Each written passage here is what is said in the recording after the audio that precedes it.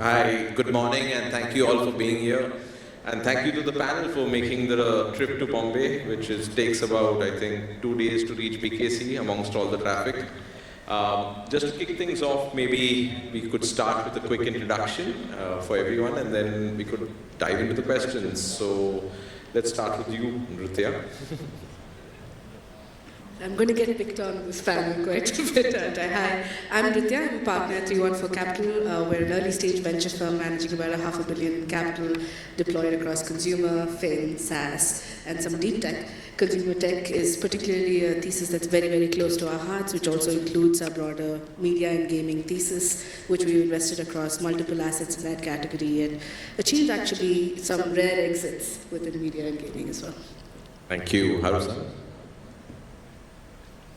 Hi, thanks for having me. I'm a partner at the MIXI Global Investment. MIXI is a post-IPO company in Japan, and we run the gaming business in digital entertainment, and we have a variety of business in the lifestyle and consumer tech and sports.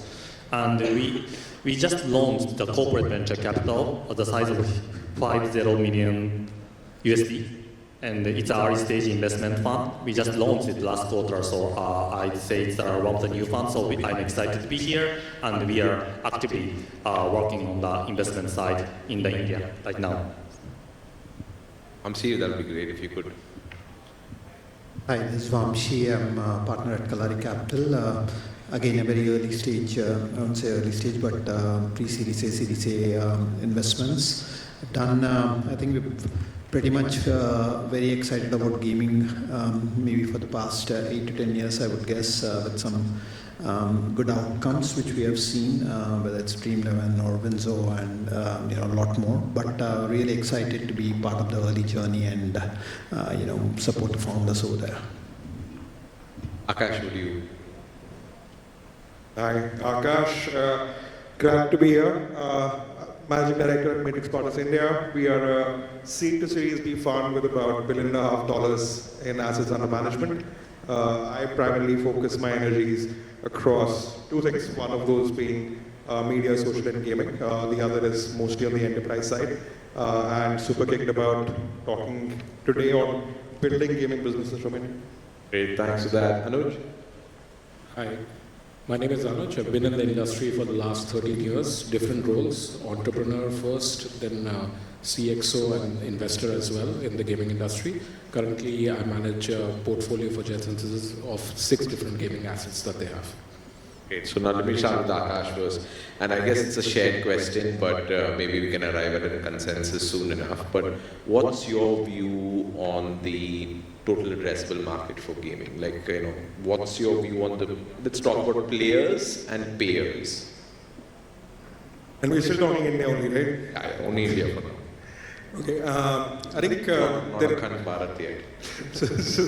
are, I'll break that into 2 parts. I think one is point in time where we are today, and the second is more future forward, right? So it's very easy to have a rear view bias when you're looking at investing in India, especially on consumer side, and that's how you think of gaming. From the point in time today, I would say we are maybe 100 million odd, roughly, digital transactors. So the gaming TAM is also pretty much limited to that. But the thing to bear in mind is how quickly this changes and inflects. And typically that usually happens when the per capita GDP goes beyond a certain point, right? And when we do our maths, it's broadly in that $2,000 range is when you see the discretionary spends start inflecting. And they scale disproportionate to the per capita, right? We've seen this play out in China, we've seen this play out in Indonesia. I think India is now at that critical juncture. I would say 5 years from now, I would expect at least 250 to 300 million digital transactors and gaming TAM to pretty much, not just TAM, I think even the serviceable addressable market for gaming to be in that 250 range. 5 years back, none of us could have expected $200 million outcome on top line in gaming and not real money. It's already happening. So your view is 100 million transacting users going to 250, and how many people do you think actively play games in your sort of Actively playing games. Players and peers. Players would be pretty much 90% plus penetration on digital. So if today we are roughly 600 million odd, I would say 550, 500. Anuj, what's your view? Is that concurrent? I don't have a massive research firm to back any numbers. It's just from my experience of guesstimates and working in the industry for long enough. I think pairs-wise, I think very important metric to understand how many games are potentially making more than $100 million in in-app purchases. I think that's very important to understand the depth of the market because it can be skewed to one, and that's it. So I think last year potentially 5 games would have made more than $100 million in consumer spends on in-app purchases in India. And by this you mean games as we know them and not RNG, right? This is video games, whatever you want to, just being very specific, video games, what we grew up with, ek rupee ka sikka dal ke, that those kinds. So video games on mobile, more than $100 million spent. I would say that, the paying phenomenon is still a largely urban phenomenon, tier 1 phenomenon. Only 1 or 2 games have crossed across to the Bharat when it comes to video games, which have a scale of more than, say, $30 to $40 million in revenue. And that's the size of the market. Playing, I think around 300 to 400 million would be playing on at least by 2 months MAU. I would not say monthly active, but approximately 60 days MAU. About 150 million shy from Aakash. Nruthya? No, I think I agree with the broad numbers there, but what's interesting in that urban to, sort of more tier 2, tier 3 creep is we're seeing very unusual sort of consumer behavior emerge, specifically on the payer side. For instance, we've seen this through some of our consumer tech companies, less from our gaming companies because they're still very urban focused. But as you creep there, people are willing to make much smaller but many recurring transactions as opposed to doing large transactions to sort of top up their wallets at one go or to play larger things. So we're seeing like with UPI, with subscribe over UPI, etc. enabled transactions as much as 10 rupees very, very rapidly done over the span of like a few weeks. So this microtransaction phenomenon, even if it makes sense actually to just buy the larger package, which probably is 50% cheaper than doing all these like, multiple 10 rupee transactions. So we're seeing some counterintuitive consumer behavior emerge. So how IAP, the journey that we'll take to sort of deepening IAP in India will probably be quite different than what we've seen in terms of consumption patterns and at least journeys elsewhere. So that's why I'm extremely bullish on the market. We see that deepening. We see what we are looking for still and haven't seen emerge in a very big way is on the supply side. Actual IP out of here, studios out of here. For long, our talent base has been really, really fantastic at game ops. Not necessarily yet. We've not actively built an ecosystem around game design and development, and we see that emerging into maybe the next 5 to 10 years, but in the shorter term, we see existing games going much deeper. The kinds of populations coming onto it, thinking about play more actively and making it a part of their regimen, and what shapes that will take, right? Like, so plays, to your point, like actual video games, there's different forms of consumption of content, whether it's video or audio, there's gamified, like, I don't know, fitness, gamified, everything else. So we're seeing that creep into even commerce. So we're seeing it creep into many different ways, and the state of play will be very, very different. And I think we're going to talk about it. Great, thanks for that. Haru-san, you have recently set up shop in India. What were the numbers that you looked at when you felt that this was a right time for you to move base to Bangalore? Yeah, thank you for mentioning that. I usually stay in Bangalore, that I got a nice small space, so I usually stay there. Coming from Japan, I interact with many investors from Japan, and we have also business development team, so I interact with people from Japan and also from the States, Europe. I mean, I kind of think that in this panel that I represent the investors from the foreign abroad. It's very simple discussion we are having. Sorry to say that, but what we know in common is that India, okay, massive downloads. Every time that when we look at the data AI, that there's a download ranking, India comes top. Then we also know all investors also know that, but the paying side is not strong yet. So although the download is high, but the app is very low. The total spending is low. And then there's also that sometimes that the spending is high. Some people claim that, but we need to be careful to check these statistics because they might be talking about RMG side, non-RMG side. So the general understanding of the market among the foreign investors is that the download is high and the app is low. So, but now that foreign investors like us are discussing and very interested in the growing economy and growing sector, this entertainment sector and gaming sector in India. The question is, we are waiting for the app paying side to grow. The question is when and how soon, and everyone has their viewpoint.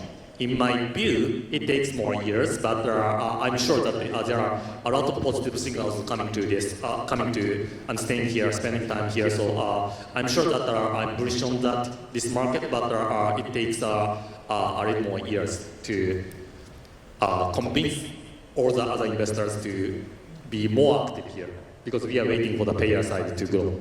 Thanks, and that kind of feeds into what Aakash was talking about in terms of the threshold on GDP per capita. Vamshi, you are in the unique position to have a winner in the form of the RMG business with your early bet on Dream, and you're now beginning to deploy capital in gaming. Where do you think, Vamshi, what are you seeing in the market in terms of, where do you think in terms of the maturity of the Indian marketplace? I think the good part is we've seen in the last couple of years a lot more entrepreneurs actually coming out and trying to do gaming, right? I think which was not the case if you look like 4-5 years back. I think that's a good sign that everyone is taking up this as a serious business and wants to invest time and effort into building these companies. So we are seeing a lot more happening, but not to the extent we would love to see it. I mean, I think it's still early days of how people are building actual gaming versus RMG basically. So we are seeing that, hey, you know what, there are entrepreneurs, they want to build the right kind of games. I think the challenges we have seen is like everyone else is on the monetization side, and how and people are going to crack the monetization part. And I also believe that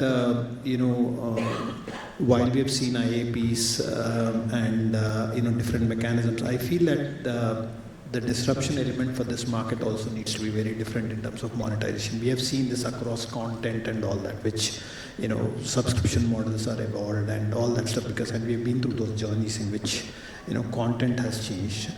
So I feel that just the model itself needs to be relooked from a monetization standpoint rather than sticking to the traditional models of IAPs as such. Let's ask about where are you all putting your money, right? So what are the themes or what are the kind of bets you all are looking at doing in games, say, just for 2024? When you look at the ecosystem, what bets are you looking at? So maybe we can start with you again, Aakash. There's another mic which is lying there, so you can use that in circulation. See, I think for us, broadly, it boils down to answering two questions, right? A, is there enough talent to build world-class products? And the world-class piece is slightly critical there, because Anuj was talking about non-RMG video games, 4 or 5, which are 100 million plus in the country. They're all the same games which are played across the world, right? The Indian gamer or the Indian consumer in general, not just in gaming, has been very, and going ahead further, is going to be extremely discerning on saying, is this the best in class, right? So the first question we look for, and we try to answer for ourselves, is can you build a state-of-the-art world-class product? It cannot be a question of, hey, if I'm making for India, it can be different. The second thing we look for is, given that it's a slightly longish journey in terms of how the India market deepens, if you're building a state-of-the-art product and a world-class product, do you have the GTM chops to actually distribute it how any game is distributed? I haven't come across any game till date, at least in India, wherein we would have seen deep consumer insight on actual consumer-led localization, right? An example of that would be most of the folks who have tried to localize for India, and many entrepreneurs and founders come out, it's mostly just some skins and templates and whatnot. There is no real consumer insight. If you go back to the principles of building a consumer product, if you've been, or some of us have spent time in FMCG or consumer in general, it needs to be a deep-rooted insight. I haven't seen that yet. So as of now, we are excited about build world-class teams, build world-class products, do GTM globally, because the right to play and right to win for an India-oriented only product, haven't seen one yet. Hopefully, we'll see founders emerge who bring that deep consumer insight. But in absence of that, it needs to be a global product. Anuj, are you seeing that reality reflected on the ground with studios? Do you think the talent is now beginning to upscale itself to solve the full of the problem as opposed to just building good games? First, I'll answer the question of capital availability. I think in 2012, if you would have told me I'm sitting in a panel where 4 VCs have deployed capital in gaming, I would have said, are you kidding me? I was educating people, what's paisa de do? Gaming with in 2012, right? And now we have VCs who are enabling ecosystem, they're investing in gaming. Like that's a big positive step. Does it need to happen more? Yes. It needs to happen much more because it takes a lot of capital to build an ecosystem, which is sort of, in a way, dominated by RMG at the moment from a video game ecosystem perspective. So I think talent in India is definitely a challenge when you're building games for the Indian market because success stories have been very few and far in between. Most of the talent from India that works on games, works on global games, and if they're any good, they go to Europe or work for American companies. Most of the Indian good talent, game design, product management talent goes there. So there is definitely the time to build in India and raise capital for gaming is now. So I think if anyone wants to start a business, there are 2 places in the world right now where gaming is green. Everywhere else it's red. Is India and Middle East. 2 markets. That's where you have the best time to be building a gaming studio. So I think that's my take, that it's the best time to be building stuff. And where I would invest technically is, I think there is a huge white space of publishing for the Indian markets, and there's not a very, very strong publishing play that has been done for these markets. A lot of the global strategics that come in do not understand a lot of things about the market. A lot of the Indian guys there's a talent gap. So there's very few people who understand that bridge sector. So I think that's a massive place, white space. And yes, I am still bullish on India building games for Indians. I honestly, that's maybe the emotional side of me, has been in the industry for quite some time. But maybe I'm optimistic, too optimistic. Nruthya, let me ask you a little bit of a different question since you look after deep tech, fintech, bunch of other portfolios. So how much of the total capital that you end up deploying is probably just focused on games? Maybe that will give us a better view of your portfolio strategy. So we think about gaming as a part of our deeper consumer tech portfolio. It's like I mentioned in my previous answer, we look at the state of play and consumption, etc. very broadly. Gaming right now accounts for, I think, about like 5 to 10%, and game affiliates, right? So creator enablement and all of that. So our thesis for this has been driven by what we're seeing grounds up. We're seeing, to your point, content and media was like the earlier wing. We saw how that spread deeper into India, how some of these models have successfully monetized really well, and we see gaming sort of really deepening their sort of thing into it. So for us, games particularly, we're looking at what makes sense in terms of consumer like acquisition costs, right? And those we see to be the lowest and tightest in maybe social gaming, built in India for the world from day one. Some in hyper casual, the churn rates are really, really high. So there are specific sectors of it that we're able to focus on. We've even taken deep IP bets because India we've just sit on all these stores of like mythology where some of the strongest stories around the world, and we've not really created core IP around these characters that exist within our mythology in the way that we could. forward. So we've done bets in, very long ago, actually 6 years ago, we had a bet in a company called Graphic, which just leveraged this into both books, audio content, gaming, etc.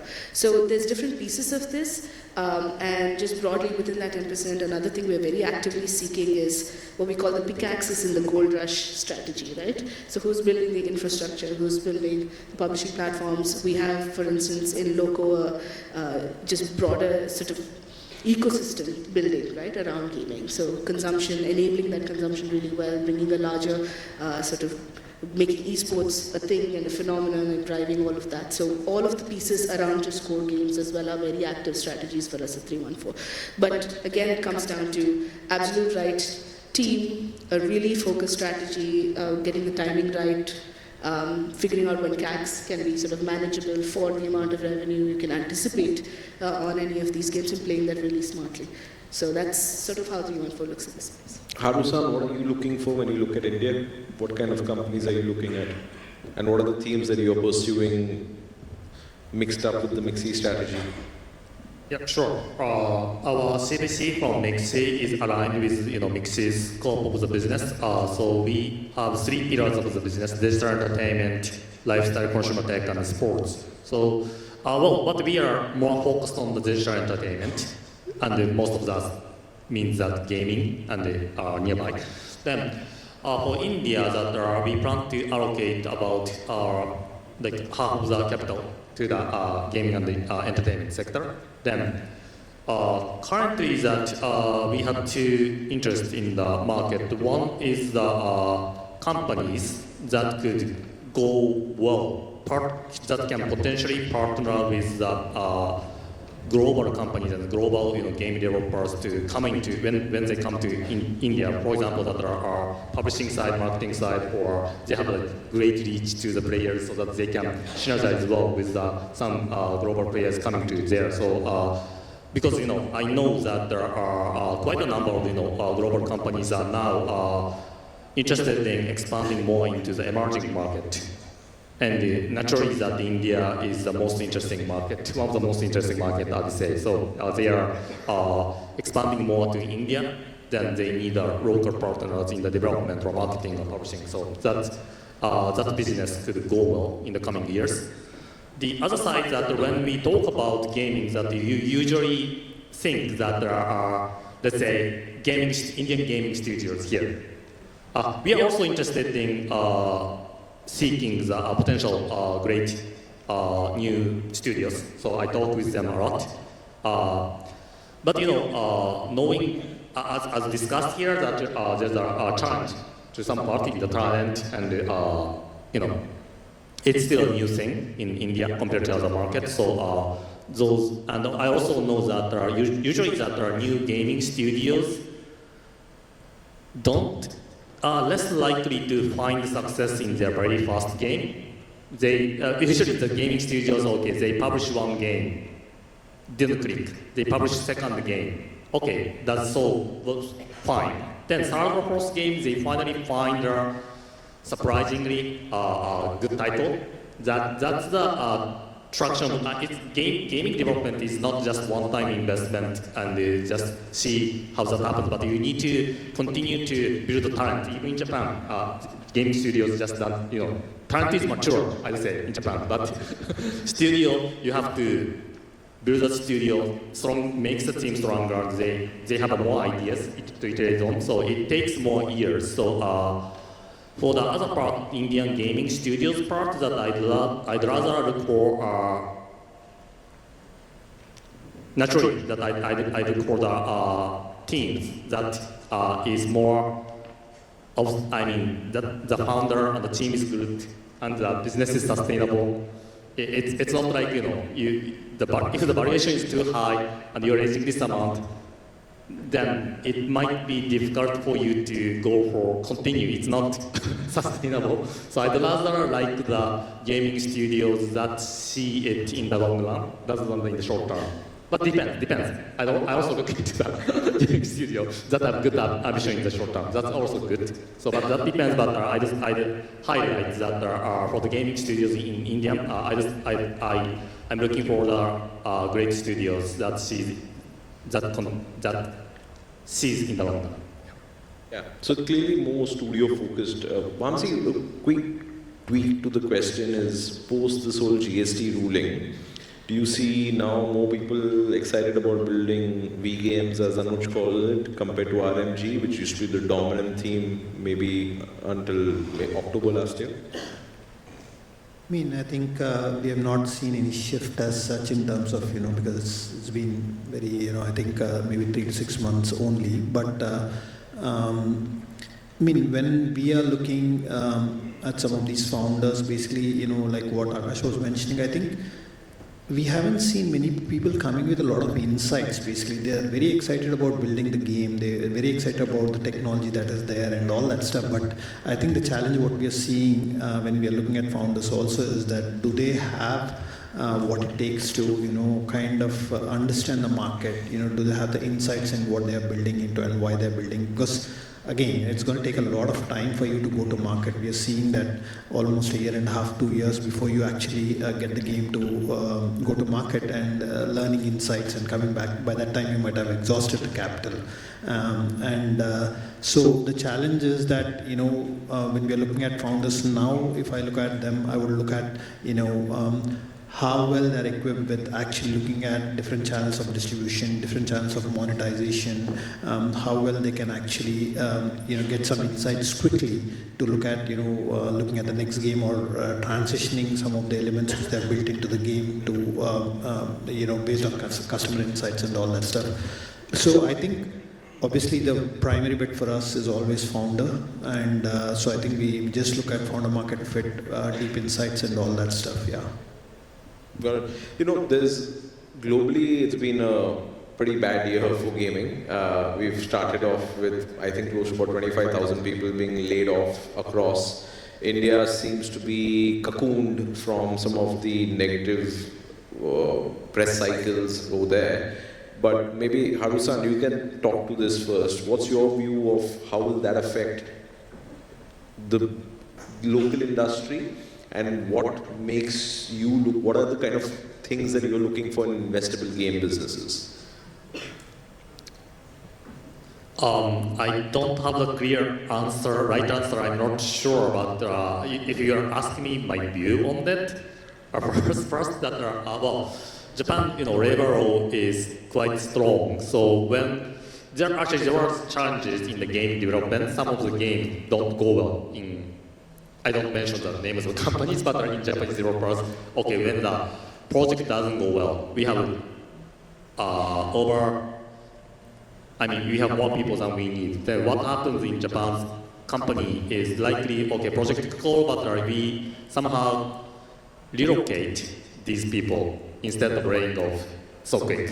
We tended to invest in the people in the long run. That's the social norm in Japan. So we don't see as many. So that's why I just need to guess what's happening in the news, globally. But I'm also aware that there are quite a number of, let's say US-based, big companies are laying off people. But there are lots of theories behind it. But one theory I think that makes sense is this is a macro trend.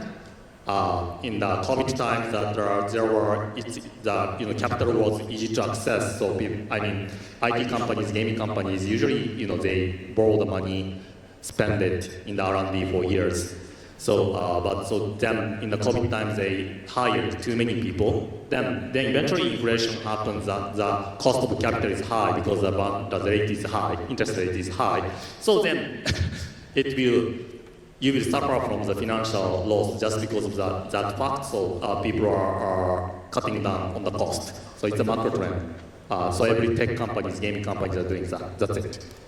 Do any of you have views on does the global ecosystem affect your views on India, or you're still as bullish as ever? I think it's still positive here as a developer if you're still building. I'm not saying it's unaffected. I think last year in India, because of the RMG regulations, there were some spillover effects also happening, which, the companies that wanted to diversify into video games from other RMG, they had to sort of let go or shut down or refocus on their core strengths. because of the regulations. I think in that ways India was still slightly affected, not fully, but I also feel that because of the global turmoil, I think there is also an opportunity in India, the typical cost advantage, if any, for games moving to their Zynga India or EA India having a lot more games shipped back to this place. Most game companies, pretty much all of them that have exited in India, whether it's Play Simple or Moonfrog, all of these build games as software products for global audiences. So what's the reason why the narrative is so strong on building in India for India? Why is the narrative so strong? Because most exits, if you were looking at it, happened all for building here but for global markets. So do you all have a view? It's actually more of a thesis question. I don't think this is just gaming specific, right? Looking at all the sectors that we do, it was the same thing, say, in SaaS, for instance. It was like 5 years ago, there was not a company that people would touch if it was saying, we're going to invest in, like, we're in Darwinbox. Trust me, their seed round was not easy. Like, they went to everyone, right? Darwinbox, which built SaaS specifically for India, nobody believed in that. So I think one of the things is, global markets obviously pay, like when we've been talking about monetization this entire panel, so it's just a natural progression and sort of a maturing of the market itself that we're There's a suspension in spite of everybody agreeing that ARPU is still low. There's a suspension of that belief when it comes to backing firms, building for India, and isn't the case, Aakash? I pretty much, through the previous question, said like that. See, as founders and investors, our job is, we are capitalists, and our job is first to build enterprise value. And if you go first principles to that, and which is why to the previous question I said, that for us it is more about saying, a world-class product built for the world. If you can tap into India with that world-class product and build a better P&L or have some arbitrage and leverage, go ahead and do it. But first principles, as entrepreneurs and as investors, our job is to build large enterprises. Right? Now, if you go by that lens, you would want to time, like it's an old saying that right timing and right sizing a business is super critical. You can be the same thing that might work out today, and there are enough examples of that, might not have worked out 10 years back. And the same thing which might work in India 5 years from now might not work today. Right? So I think I'm not bullish about saying that, hey, build in India for India. I would rather say build in India, use the cost arbitrage to your advantage to whatever extent you can, leverage the local talent that we have. There is some local talent and tribal knowledge that we don't have, right? Like when I speak to people who are building global products from India in gaming, the biggest challenge is smallest things like technical art doesn't exist in India. People are tapping into the Chinese talent for that. So smart entrepreneurs will always play to the singular true North Star, which is build a large EV company. So I think my personal bullishness, and which I see from a lot of other founders also, is we have a good opportunity to tap into the talent source, talent pool, and build large companies. Vamshi, Yeah, so, again, Samir, we, just going back to the content days, right? If you look at early on, most of the content consumed was global content. If you look at the platforms, right, which were there. Today, you look at it, it's 90% local content, right? It took a while for us to get there. But that was driven by the kind and quality of content that has been produced because the audience have matured enough to take on that content. Then it's India and then India only, right? Of course, we are consuming global content. So I think from where I see the transition from, us accessing global content versus actually liking and owning it up and engaging in that experience, I think is a lot more different. So I feel, that whatever we build in India for India and to the extent very local is going to take a lot more, effort. But there is going to be a disruption, I feel, just like how it happened on the content side, where you will see that I think the adoption of local content and local gaming is going to be pretty big, basically. But just make a point. Game development is hard. So there's no two ways about it. It's hard. Just an example, TikTok got banned, 4 months, you have 3 alternatives created. PUBG got banned, 4th year, now there are 5 battle royale games that are coming, still not out in alpha. So it takes time to sort of build games, right? It's not easy. So just give it more time. So just to add to the content point, even that content business, pure video content, and having run that business in my past life, even as of today, it runs in the red in this country, right? It's in the red. That business is still in the red. Be it for anyone like YouTube or Amazon or Disney, for everyone, that local content business is still in the red. India is not a market which has deepened yet. It's a market with a lot of promise. It is a market which is deepening. It is a market which requires a different lens of how you make and create a business. Like I actually, Anuj and I have had this discussion multiple times. I actually don't even discern between video games or RMG. What is RMG? RMG is a means and it's a business model, right? It doesn't determine what the product and the business is. If in India, and over the last decade, the one thing that India has created and which we should be proud of around gaming is actually that monetization model. We have shown the world the best path to build that monetization model. India requires a different playbook and mindset. So we shouldn't be thinking of things as simply as India market, when it will happen, or content has played out, gaming will happen. My bet is probably local gaming will not happen. Gaming in India, if you are going to talk about, spend time with the Gen Z and Gen Alpha, which is the biggest demographic that we have in this country, they're not kicked about local, they're looking for global products. I'm going to push a little deeper on that, right? So, I think we're massively simplifying the country, period. For a long time, the lens that we have needed to take, because the consumption base sits in urban elite areas, is it's like serving an American or a British customer. So the consumption landscape itself is very deeply shifting. What you've just told us with the content models, whether it's your Netflix or YouTube or any of the global players, they remain in the red because you're following the same business models, the same content licensing sort of like plays, etc. in India that don't work with what the customer is willing to pay you. But what we're seeing as an emergence is completely like flipping some of these business models themselves on their head, pricing models on their head, content acquisition costs and how they do that on their head. And we're seeing content players being built out of India that are going to rival and already are rivaling, in fact, in terms of both paying consumer bases, where they come from, etc. So there is a need for innovation, not just on the IP front and world class and global class, but building for India is not just, speaking to our, build IP here that speaks to us, allows like Indian consumers to express themselves better or consume content in the languages that they express themselves, but very fundamentally business models that will survive here. Now the thing is now, global venture is seeing the whole world landscape as sort of like the global north and the global south. That global south is completely underserved, even now. It requires these kinds of business models that, if functioned and battle tested in India, can sail into Latin America, Africa, into across Southeast Asia, etc., in very, very rapid ways. So what India serves as is almost like a test bed for both IP, for building very rapidly iterative products, completely turning some of these consumption businesses on their heads, and finding models that will scale into and service the global south.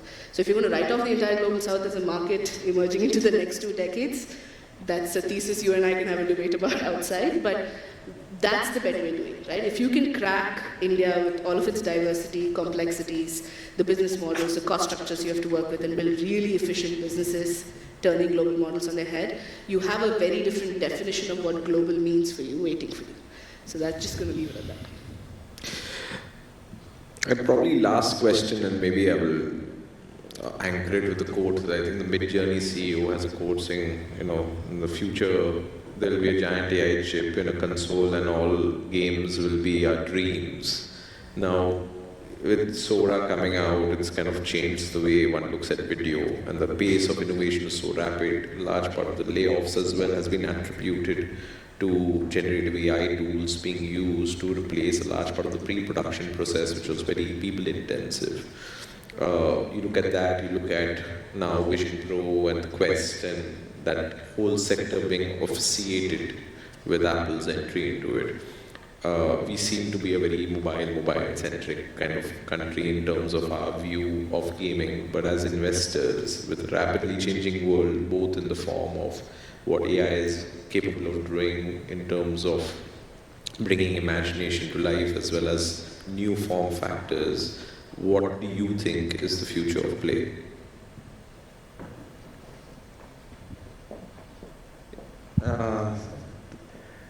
I think the future of play is something which is pretty fluid, and every time either investors or founders tend to, overstep and try and just shoot things forward. And Anuj and I have been culprits of that, where like more than, I think, the first time I set up in my studio, we were actually the number 4 Oculus dev kit shipped to India, right?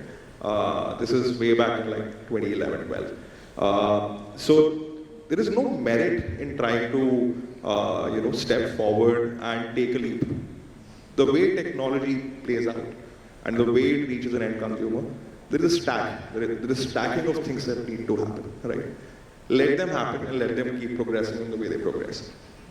As entrepreneurs, you're better off trying to serve the market, which is here and now, which is building customer backwards. And which is why I think in India, if you are catering to India, or even in general, if you're catering to the globe, as a gaming entrepreneur, the platform choice is super critical. You have advantages for every platform, you have disadvantages for every platform. For some people, PC and Steam, because of the void of distribution, is a great choice for the cold start. And for certain genres. For certain genres, you're better off sticking to mobile. Trying to create something today for a market which is gonna be on 2 fronts, and I do agree, the future of gaming is surely going to be almost ephemeral environments which are created on the fly and on demand, and it is going to be immersive. Do I want to, as an entrepreneur, worry about saying what timeline and spend? As Anuj said, building a game is hard, it takes a lot of time. It's not a typical, simple, soft tech product. I wouldn't want to take that risk. I wouldn't want to mistime it and say, oh, I spent the next years of my life building for this big shift to happen. Some of us have been there. 10 years back also we felt the big shift will happen. It hasn't. So don't look too much in the future, focus on the now. Aakash, in a meditative stance today. Anuj, your last comment for the day? I think game development will become commoditized, whether we like it or not. Commoditized in a lot of sense. It's in a way sort of going back 15 years, where the most creative producers of games were the power will shift there slightly. The democratization that happened with mobile is going to get consolidated a little. Is my sort of thought process. I think publishers and distributors will become more powerful even on mobile, and monetization will be a very important aspect of moving how publishers used to add value on monetization. That's going to be super critical going forward. Local games for local themes and emerging markets, I still believe in it. I think that's going to be a massive trend in this decade. So platform-wise, I think cross-platform will win. Nruthya? I think to the point I made just before, this is very deeply enabling technology for just more democratization, sort of upending some of the cost models that have existed in development. But we're, to Aakash's point, maybe a little bit too early to see how that will shape out and play out in India. We haven't seen yet any companies that have leveraged that in the most effective way possible, but very cautiously bullish, if that's a phrase. Haru-san, any last comments on what you think is the future of play? Future of play. When I talk about future of play, that I'd rather, I'm a gamer myself, so you can't manipulate gamers to like which platform you like or not, because the gamers don't care which platform that much. We just care about how fun the game is. Okay, Battle Royale, PUBG was invention. Okay, Battle Royale worked. Then other genre is working. So I'm looking for the game designers' new concepts. So the future of play lies on the game designers and what fans to play. So I'm still really excited that now that game development is becoming easier with the technology, so that more and more ideas will come. So it's a good time that game designer, because I'd rather rely on the game concept and the mechanics on that. One of the challenges we have seen is the time it takes to deploy and build a game, right? It's just like 2.5 years, and the capital invested to the follow-on capital, experimentation, you have very little room for experimentation. That's where the challenge is. I think that's where technology is going to actually help speed up some of those things. So if it's going to take 2 years, I think if you can do it in a year, you'll have more chances to kind of work through the games and evolve yourself as a company and a product. I think which is the biggest challenge I see right now, and this is where I feel whatever little AI technologies are also coming up, I think are going to be helpful in actually speeding up that. Thank you everyone for being here and for everyone in the audience for listening.